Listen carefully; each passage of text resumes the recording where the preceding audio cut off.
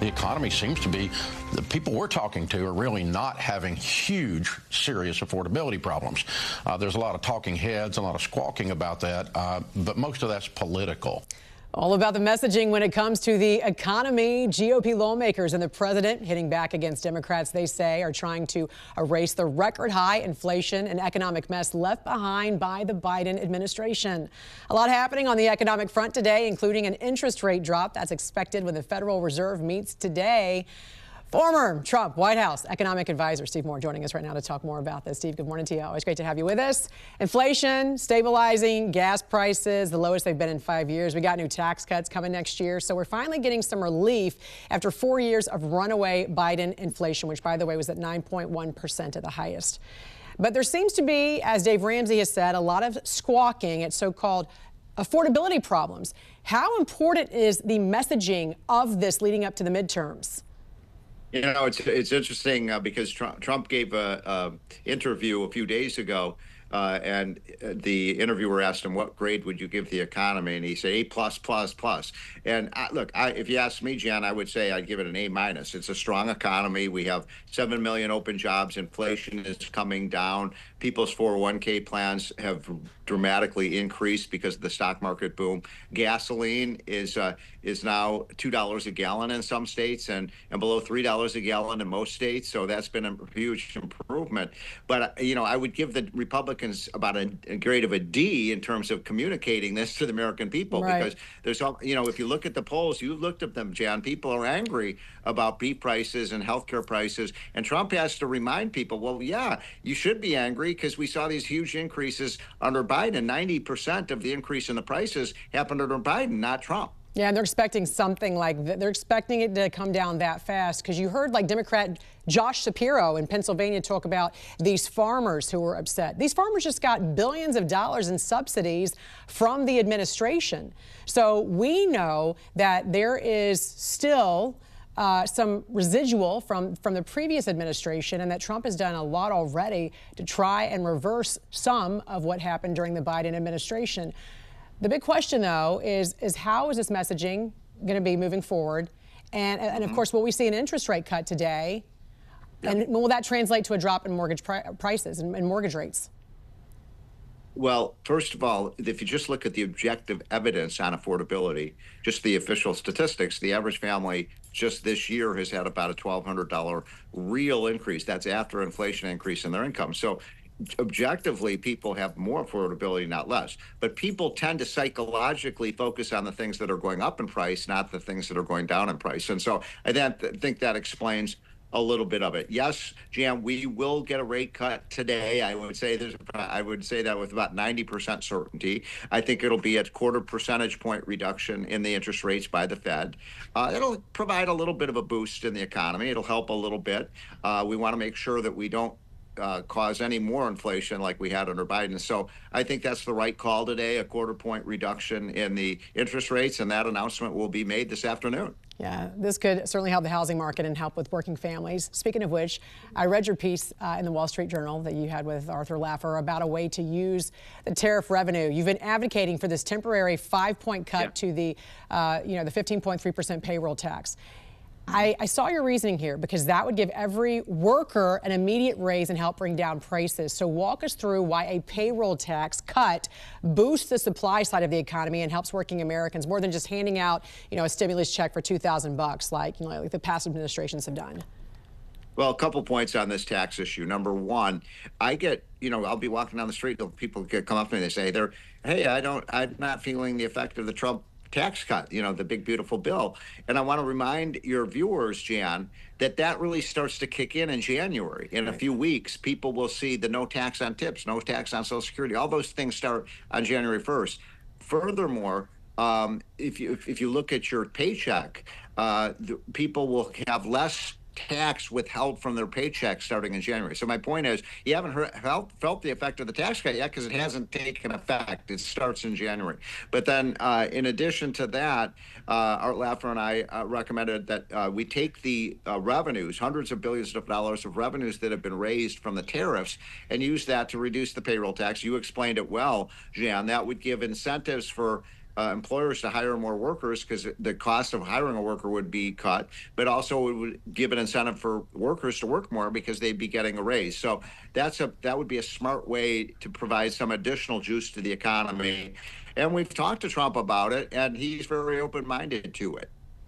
And finally, we got to talk about this massive Obamacare fraud. $21 billion in subsidies going to applicants whose Social Security numbers didn't even match IRS records. I mean, we had all these fake identities. What reforms are needed to stop this avalanche of fraud? Hundreds of billions of fraud. You know, it's unbelievable. And by the way, the blue states, like Illinois and New York and New Jersey, they're refusing to comply. So what Trump has said is, you know, you've got to show us your records that these people are getting food stamps and Medicaid, are actually eligible for the program. 21 states have refused to comply.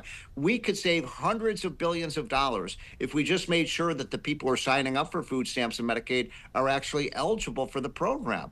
But for some reason, a lot of these governors don't want to comply because they view it as just free federal money coming into their state. We have got to clean up these programs. We're running a $2 trillion annual deficit. We can't have hundreds of billions, not millions, hundreds of billions of fraud, Jan. I'll tell you what, a lot more to talk about this, and I probably won't see you until the new year. So Merry Christmas and Happy New Year to you, sir. Great to have you on as always. Look forward to I'm sure we'll be talking before then. A lot. Okay. Former White House Economic Advisor Steve Moore. Great to have you. Thank you. Following President Trump's address on his economic wins, GOP Congress members are hitting their districts hard to show how far the economy has come from the days of Biden's record inflation, sky-high prices, and high interest rates. And that includes Florida Congressman Randy Fine, who's going to be speaking to voters at an online town hall event tonight. And he joins us this morning. Good morning to you, Congressman. Welcome back here to the National News Desk. How are you going to showcase Trump's economic milestones to your residents?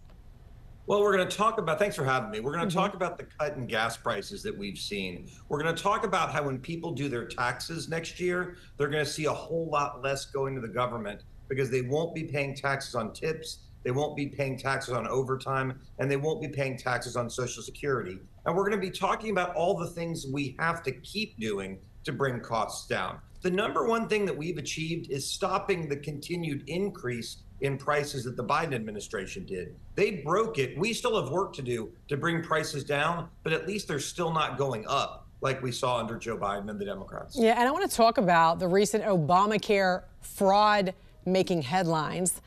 The Washington Post recently had this headline: Obamacare subsidies make it too easy to scam the system. The Wall Street Journal's headline in an op-ed: what 24 fake applications prove about Obamacare subsidies. And Obamacare is a mecca for fraud. Federal auditors at the Government Accountability Office showed how easy it was to game the system. In fact, the Washington Post reported investigators submitted 24 phony applications for Obamacare subsidies in the past 2 years, and all but one were approved. This was true of applications submitted via healthcare.gov, which accepted fake identification documentation, and insurance brokers, some of which never even asked the auditors to verify their identity. Congressman, how much does this play into whether the GOP will vote to even consider extending those subsidies? I mean, Democrats want to extend fraud? Well, they do. And let me explain what that means to a regular person. Like, what are we talking about when we talk about fraud? Well, almost half of these Obamacare plans, people don't even know that they have.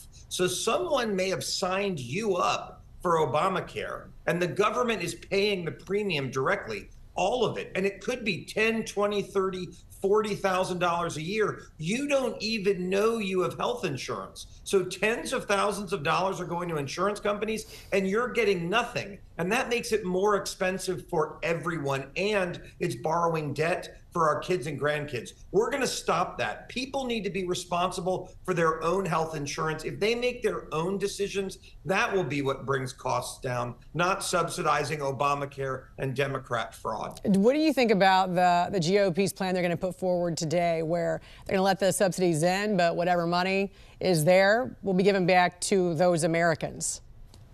Well, I think that's one way to solve the problem, because at least if an individual has the money, then they'll be able to do something about it. The real solution to Obamacare is to bring back people's ability to buy health insurance. what you used to buy, where you said, you know what, I can pay for my own flu shot and my own doctor's visit, but if I get hit by a bus or I get cancer, I need someone to help me. We eliminated that in that country thanks to Barack Obama's lie about if you like your plan, you can keep your plan. Most people that will work for, and it's not very expensive. Your car insurance doesn't include gas fill-ups and oil changes. For most people, they don't need that in their health insurance either.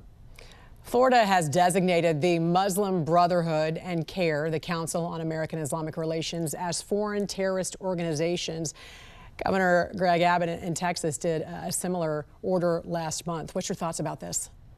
Well, I was proud to lead this fight. When I was in the Florida legislature last year, we passed a bill in the Florida House to do exactly this. There is no question that KEYE is a Muslim terror front group that is trying to undermine our societal institutions by making Americans hate each other and bringing Sharia law to the United States. In Dearborn, Michigan, where they took power, their mayor said Christians were no longer welcome. In Minneapolis, they want the call to prayer at 5 o'clock in the morning. This is a Judeo-Christian nation. There's no room for this crap. And I'm very glad that Governor DeSantis and Governor Abbott are doing what they're doing. All right, where can folks see your town hall online tonight? They can go to fine.house.gov. That's my government website. They can watch it live. We're hoping to start between 5:30 and 6:30, depending on votes in the House tonight. All right, Congressman Randy Fine from the great state of Florida. Thank you for joining us here on the National News Desk. Thanks for having me. Thank you.